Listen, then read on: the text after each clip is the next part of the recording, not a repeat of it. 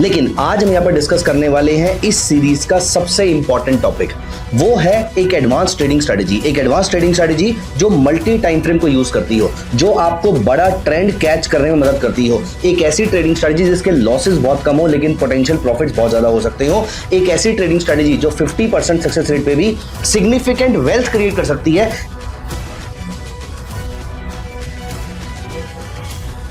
Hi friends, welcome back to my channel Himanshu Arora by Upsearch. दोस्तों, हमने swing trading पे पूरी की पूरी सीरीज करी है। How swing trading is different from intraday trading, कौन से इंडिकेटर्स आपके काम के होते हैं, कौन से टाइम फ्रेम आपके काम के होते हैं, मोमेंटम के लिए स्टॉक्स कैसे ढूंढे जाते हैं, स्विंग ट्रेडिंग कैसे करी जाती है, ब्रेकआउट की ट्रेडिंग स्ट्रेटजी, ये सारी चीजें and apart from this news के साथ ट्रेडिंग स्ट्रेटजी को कैसे मर्ज करके अपने लिए अच्छे ट्रेड्स निकाले जा सकते हैं, ये सारी चीजें मैंने आपके साथ पिछली कुछ वीडियोस में डिस्कस की है। लेकिन आज हम यहां पर डिस्कस करने वाले हैं इस सीरीज का सबसे इंपॉर्टेंट टॉपिक। वो है एक एडवांस ट्रेडिंग स्ट्रेटजी। एक एडवांस ट्रेडिंग स्ट्रेटजी जो मल्टी टाइम फ्रेम को यूज करती हो, जो आपको बड़ा ट्रेंड कैच करने में मदद करती हो। एक ऐसी ट्रेडिंग स्ट्रेटजी जिसके लॉसेस बहुत कम हो लेकिन पोटेंशियल प्रॉफिट्स बहुत ज्यादा हो सकते हो। एक ऐसी ट्रेडिंग स्ट्रेटजी जो 50% सक्सेस रेट पे भी सिग्निफिकेंट वेल्थ क्रिएट कर सकती है। मैंने ये वर्ड कभी यूज नहीं किया है, मैं हमेशा बोलता हूं कि आप प्रॉफिट जनरेट कर सकते हैं ट्रेडिंग से। लेकिन आज जो हम ट्रेडिंग स्ट्रेटजी की बात कर रहे हैं, अगर आप इसको सही तरीके से यूज करेंगे तो आप अपना इक्विटी कर्व को सिग्निफिकेंटली बढ़ता हुआ देखेंगे, क्योंकि जितने भी लॉस मेकिंग ट्रेड्स होंगे उनसे आप बाहर होते जाएंगे और जितने प्रॉफिट मेकिंग ट्रेड्स होंगे उनमें 100%, 200%, 20%, 50%, मतलब 5-10% से लेकर 200% तक के रिटर्न्स आप यहां पर ले सकते हैं। कोई भी एक ऐसा स्टॉक नहीं होगा जो लॉन्ग टर्म में अपनी रैली कैच करने वाला हो लेकिन वो इस स्ट्रेटजी में आपके हाथ ना आए। Yes, this strategy is a very powerful trading strategy. हम यहां पर मल्टी टाइम फ्रेम यूज करेंगे और हम यहां पर अपने लिए प्रिसाइजली कहां से किसी स्टॉक की रैली स्टार्ट हो रही है वो सब हम यहां पर कैच करने वाले हैं। दोस्तों, आइए चलते हैं हम सीधा अपने चार्ट्स की तरफ और चार्ट्स में हमारी जो कंडीशन है उसको हम डिफाइन कर देते हैं और कंडीशन डिफाइन होते ही हम अपनी स्ट्रेटजी को काम पे लगा देंगे। आइए देखिए, ये हम पहुंच गए हैं चार्ट पे। अब हम बात करें मल्टी टाइम फ्रेम की स्ट्रेटजी। मल्टी टाइम फ्रेम मतलब आप 2 या 2 से ज्यादा टाइम फ्रेम पे इस पे काम करने वाले हैं। अब यहां पर कौन से टाइम फ्रेम होंगे? पहली बात तो यहां पर 2 नहीं, हम 3 टाइम फ्रेम की बात करेंगे। दूसरा, हम ट्रेंड कैच करने के लिए एक इंडिकेटर का इस्तेमाल करेंगे। तो सबसे पहला क्वेश्चन, 3 टाइम फ्रेम कौन कौन से होंगे ये आप डिसाइड करेंगे। कैसे? आप अपने आप को किसी भी 2 टाइप के ट्रेडर में से किसी एक में डिफाइन कर लीजिए। आप एग्रेसिव है या आप कंजर्वेटिव है। एग्रेसिव है तो आपको छोटे छोटे ट्रेड्स बहुत सारे मिलेंगे, आपको नंबर ऑफ ट्रेड बहुत सारे मिलेंगे, लेकिन वो ट्रेड छोटे रहेंगे, उसके स्टॉप लॉसेस भी छोटे रहेंगे, उसके टारगेट्स भी बहुत छोटे रहेंगे। और अगर आप अपने आप को कंजर्वेटिव मानते हैं, जो कि मैं जनरली अपने आप को मानता हूं, ऐसे केस में आपको जो ट्रेड्स मिलेंगे वो लंबे पीरियड के ट्रेड मिलेंगे। और मैं इसी केस की बात कर रहा था जहां पर आपको 100% के रिटर्न भी देखने को मिल सकते हैं। आइए मैं आपको कंजर्वेटिव और एग्रेसिव दोनों तरीके से बताऊंगा। सबसे पहली चीज, अगर आपने अपने आप को एग्रेसिव और कंजर्वेटिव में किसी एक जगह पे डिफाइन कर दिया तो मैं आपको बता देता हूं कि आप अपना टाइम फ्रेम डिफाइन कर लीजिए। अगर आपने अपने आप को एग्रेसिव माना था तो आवरली चार्ट या 90 मिनट्स का जो टाइम फ्रेम है ये आपका चाइल्ड टाइम फ्रेम हो गया। ये कौन सा टाइम फ्रेम हो गया? ये आपका चाइल्ड टाइम फ्रेम हो गया। अगर आप कंजर्वेटिव हैं तो 1 डे आपका चाइल्ड टाइम फ्रेम हो गया। अब अगर आप एग्रेसिव थे तो आवरली चार्ट या 90 मिनट्स का चार्ट, अगर आप कंजर्वेटिव हैं तो 1 डे का चार्ट आपका चाइल्ड टाइम फ्रेम हो गया। अब ढूंढिए एक पेरेंट। पेरेंट का मतलब क्या होता है? एक ऐसा टाइम फ्रेम जो इससे 4 से 6 गुना ज्यादा है। फॉर एग्जाम्पल, अगर आपने आवरली चार्ट लिया था तो इसका पेरेंट हो गया 1 डे। अगर आपने डेली चार्ट लिया था तो पेरेंट हो गया 1 वीक। अब एक ग्रैंड पेरेंट ढूंढ लेते हैं। ये ग्रैंड पेरेंट में आपने अगर चाइल्ड लिया था आवरली चार्ट, पेरेंट हो गया 1 डे चार्ट, तो ग्रैंड पेरेंट हो गया 1 वीक का चार्ट। यहां पर चाइल्ड लिया था 1 डे का चार्ट तो पेरेंट हो गया 1 वीक का चार्ट और ग्रैंड पेरेंट हो गया 1 मंथ का चार्ट। सबसे अच्छी बात यह है कि यह स्ट्रेटजी किसी भी स्टॉक पे काम कर सकती है, किसी भी कमोडिटी पे काम कर सकती है, सिर्फ टाइम फ्रेम का हेरफेर रहेगा यहां पर थोड़ा सा। अब यहां पर देखिए, मैं अपने चार्ट को 3 पार्ट्स में डिवाइड कर देता हूं। मुझे ये वॉच लिस्ट यहां पर फिलहाल के लिए नहीं चाहिए, मुझे यहां पर चाहिए 3 टाइम फ्रेम, वो मैंने यहां पर डिफाइन कर दिया अपने लिए। सबसे पहले आएगा मेरा child time frame. Child time frame यहां पर लगा देता हूं और ये चाइल्ड टाइम फ्रेम हो गया फॉर एग्जांपल 1 डे का चार्ट, जो कि मैंने एज्यूम किया था। फिर मेरा पेरेंट हो गया और फिर मेरा ग्रैंड पेरेंट हो गया 1 मंथ का चार्ट।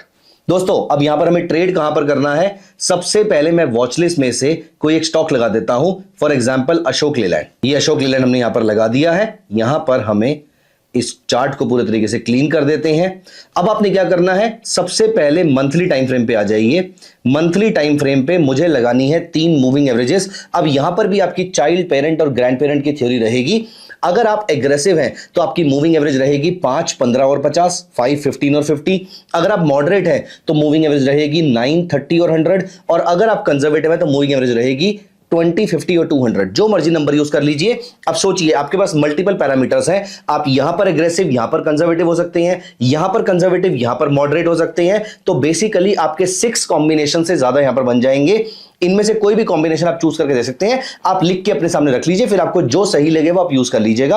अगर स्ट्रेटजी आपको पसंद आती है तो मैं अगली वीडियो में आपको इसका स्क्रीनर बनाना भी सिखा सकता हूं। आप मुझे कमेंट्स में जरूर बताइएगा। और हां दोस्तों, ये तो सिर्फ एक ट्रेडिंग स्ट्रेटजी है। मल्टीपल ट्रेडिंग स्ट्रेटजीज, चाहे वो इंट्राडे के लिए हो, स्विंग के लिए हो, या पोजिशनल के लिए हो, एग्रेसिव ट्रेडर के लिए हो या कंजर्वेटिव ट्रेडर के लिए हो, ये सारी चीजें मैं अपने ट्रेडिंग मेंटरशिप प्रोग्राम में, रादर आपका ट्रेडिंग बिहेवियर कैसा है, आपका ट्रेडिंग स्टाइल कैसा है, ये ढूंढने में भी मैं आपकी मदद करता हूं। ट्रेडिंग मेंटरशिप प्रोग्राम में मेरा एक ट्रेडिंग मेंटरशिप प्रोग्राम अभी स्टार्ट होने वाला है, और उसके यूजर्स को मैं अगले कुछ महीनों के लिए अपना proprietary indicator absolutely free of cost दूंगा, जो कि अदरवाइज मार्केट में पेड है।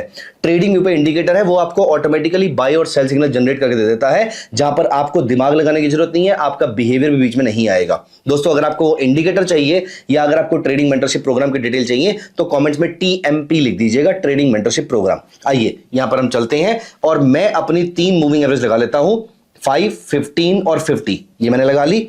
अब आपको क्या करना है, यहां पर देखिए अशोक लीलैंड ने मंथली चार्ट पे यहां पर मुझे बाय सिग्नल जनरेट करके दिया था। सोचिए 66 से लेकर वो स्टॉक तकरीबन 250 तक पहुंच गया, उसने एक बार भी मुझे मंथली चार्ट पे एग्जिट नहीं दिया। खैर, ये कंप्लीट ट्रेडिंग स्ट्रेटजी नहीं है। तो मंथली चार्ट पे आप नोटिस करें, 1 फरवरी 2021 के बाद, फरवरी 2021 के महीने के बाद से अशोक लीलैंड हमेशा से बाय में रहा है। तो अब मुझे यहां पर क्या करना है, मैं आ जाऊंगा वीकली चार्ट पे।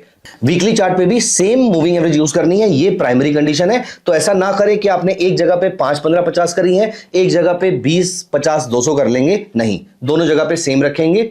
और यहां पर देखिए 1 फरवरी 2021 को अगर हम यहां पर लेकर चलते हैं, ये रहा फरवरी 21, और यहां पर 1 मार्च से, क्योंकि फरवरी का मंथ तो खत्म हो जाएगा, अब यहां पर मार्च से आप नोटिस कीजिए, अब ये मार्च वाला महीना आ गया है। यहां पर भी वीकली चार्ट में बुलिश ही चल रहा है। कब तक? जब तक कि 29 नवंबर 2021 ना आ गया। तो मार्च के पूरे महीने में अशोक लीलैंड प्राइमरीली बुलिश चल रहा है। अब यहां पर देखिए, हम आ जाते हैं डेली चार्ट पे।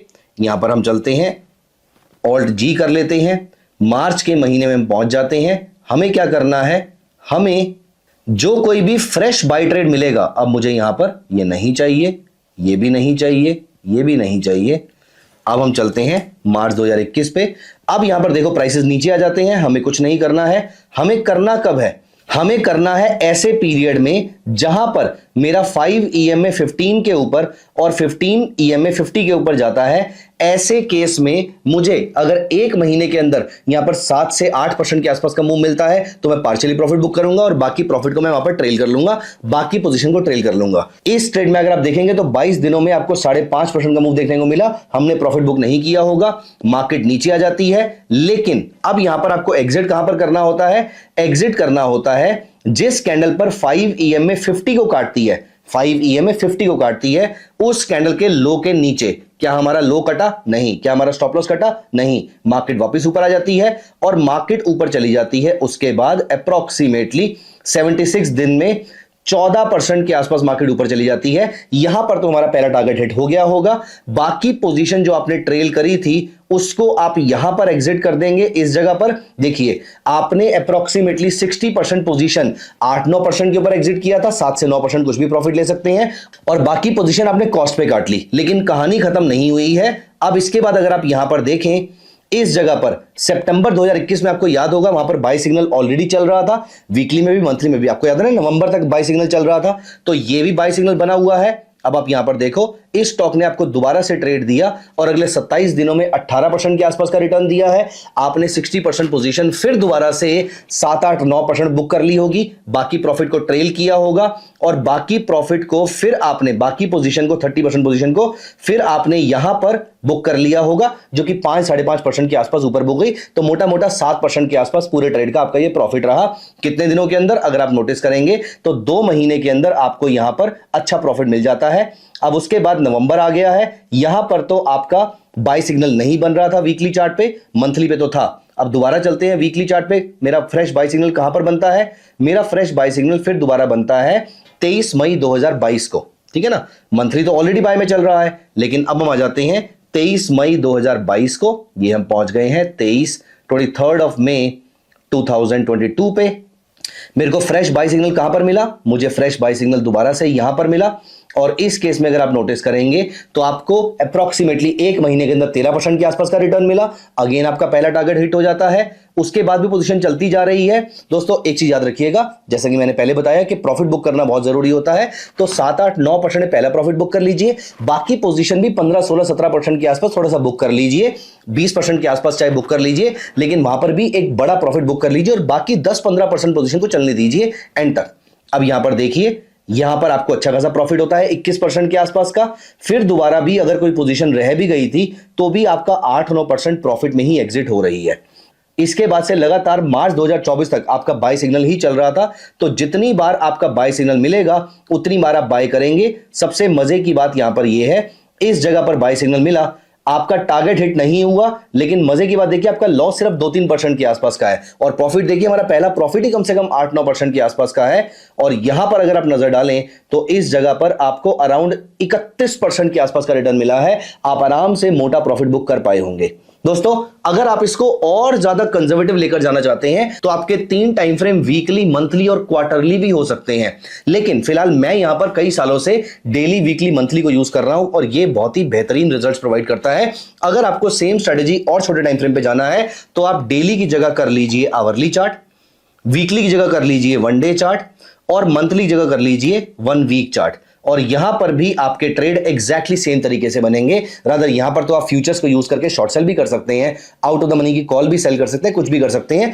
लेकिन मैं आपको रिकमेंड करूंगा कि अगर आप नए ट्रेडर हैं तो कैश मार्केट से स्टार्ट कीजिए। यहां पर सबसे ज्यादा पीस है। Peaceful money is more important in the market, क्योंकि अगर आपके माइंड में पीस नहीं रहेगा, लेवरेज का डर रहेगा, लेवरेज का एंग्जाइटी रहेगी, तो ऐसे केस में आपके लॉसेज होने के चांसेस बहुत ज्यादा होते हैं। तो पहले कैश मार्केट को मास्टर कर लीजिए, उसके बाद डेरिवेटिव मार्केट में चलिएगा, लेकिन इन बोथ द केसेस आपकी जो स्ट्रेटेजी है ये बहुत कारगर साबित होती है। अभी मैंने आपको एक स्ट्रेटेजी समझाई है, लेकिन ऐसे स्टॉक्स ढूंढने कैसे हैं वो मैं आपको अगली वीडियो में बताऊंगा। अब कमेंट्स में MTF स्कैनर लिख दीजिएगा, मैं उसका स्कैनर बनाना आपको सिखाऊंगा। लेकिन ट्रेड मैनेजमेंट एक बहुत ही इंपॉर्टेंट एस्पेक्ट होता है, ट्रेड ढूंढने से लेकर ट्रेड की शॉर्टलिस्ट करना, क्योंकि ट्रेड ढूंढने में भी आपको 10-15 स्टॉक मिलते हैं, क्या सारे तो बाय नहीं कर लेंगे, तो कैसे स्टॉक की शॉर्टलिस्टिंग करी जाती है, देन उस ट्रेड को मैनेज कैसे किया जाता है, पोजीशन साइजिंग कैसे रखी जाती है, ये सारी चीजें मैं अपने इस वीक वाले वेबिनार में डिस्कस करने वाला हूं। ये वेबिनार आपके लिए एब्सोल्युटली फ्री ऑफ कॉस्ट है, और नीचे डिस्क्रिप्शन में इसको एनरोल करने का लिंक भी दिया हुआ है।